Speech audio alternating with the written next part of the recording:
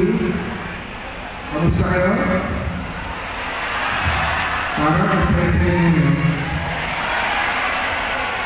Pero mas masaya ako kasi alam nyo, ito yung pangatlong taon ko na po na nag-a-appear ng inyong graduation or moving after remedial sabi ko. Kaya sobrang dami natin meeting ngayon, hahabol ako, hindi pwede hindi ako tatalog ngayon.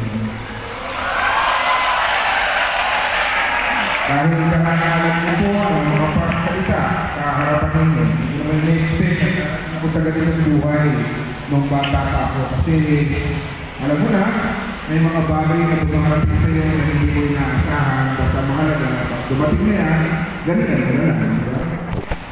At masaya po ako kasi bahagi po ako na representing sa ito ng St. Ignatius Institute of Music and Arts.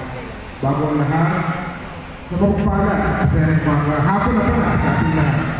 Sa buong po ng St. Ignatius Institute of Music and Arts, sa ating presidente kay Paolo Montero, Sir, sa ating principal, Ms. Carmen Berani, mga school head, mga guro, mga minamahal mo, mga magulang at guardians, mga youth, wapo, maganda at mga graduate, kamusta ngayon? Pwede po ba, bigyan naman natin ng isang malakas na palakpakan ating mga guro? At siyempre, mas malakas dapat sa inyong mga sarili. At pwede ba, sabihin mo sa katabi mo, dahil hindi pagkakitigan mo, sumunod ka sa akin. Best! This is it. Pansin. Graduate tayo! At isa pang pinakamalakas na palakpak, siyempre sa pinakamahalagang at pinakamasayang tao ngayon hapon ito sa ating mga minamahal na guardians at magulang.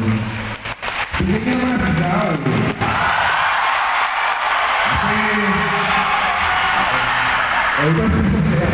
Kasi hindi magiging masaya kung wala sila. Hindi natin mararating ang panahon ito kung wala ang ating mga magulang. Bagamat nasa atin ang galing at talino, ay siyempre magandang dito ba para kita ko. Mas mahalaga yung ating galing, talino at pagkakala, kulang na